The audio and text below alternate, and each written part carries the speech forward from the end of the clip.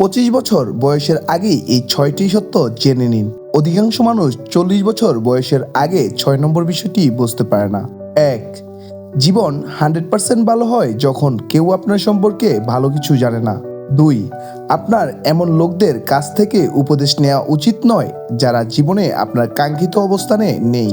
3, প্রত্যেকেই তাদের আসল রূপ প্রকাশ করবে, শুধু তাদের কিছুটা সময় দিন।